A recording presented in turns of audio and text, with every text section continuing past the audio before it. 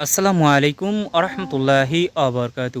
আল্লাহ রব্বুল আলামিন প্রত্যেক জাতিকেই হেদায়েতের জন্য তার অন্ধকার থেকে যেন আলোর পথে সন্ধান পায়। তাই জন্য আল্লাহ রব্বুল আলামিন এই জমিনে অনেক নবী রাসূল প্রেরণ করেছেন।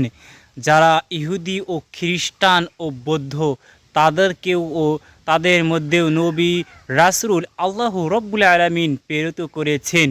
তাদেরকেও বলেছেন, তোমরা মুক্তি পূজা করো না, মুক্তি বানাও না, মুক্তিকে তোমরা প্রভু মানো না। আল্লাহ রাব্বুল আলামিন সব কিছু দিয়েছেন পবিত্র কোরআনে, তার নবীদের মাধ্যমে প্রচার করে, তাও তারা মুক্তি করে, এখনও করে। 1400 বছর আগেও তারা করেছিল, এখনও করে তারা। এই সমাজের মাধ্যমে আপনারা দেখেন, হিন্দু বৌদ্ধ খ্রিস্টান তারা এখনও করে। তারা দুর্গা পূজা, তবে মাটির একটা মাটির পুতুল তৈরি করে সেটাকে আবার নিজেরাই আবার তৈরি করে, নিজেরাই আবার পানির মধ্যে ডুবরায়, সেটাকেই আবার পুবু ভানে। নাউজুবিল্লাহ, আস্তাগফিরুল্লাহ। আল্লাহ বলেছেন, তোমরা সত্যের পথে সন্ধান করো, অন্ধকার পথ থেকে তোমরা আলোর পথে আসো।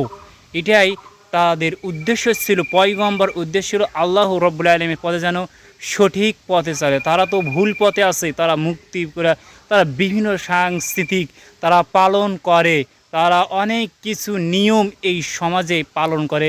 হিন্দু বৌদ্ধ খ্রিস্টান, তারা হলো খ্রিস্টান মানে আল্লাহ পুত্র হলো ঈসা, নাউজুবিল্লাহ, আস্তাগফিরুল্লাহ। বিভিন্ন সাংস্কৃতিক তারা মানে।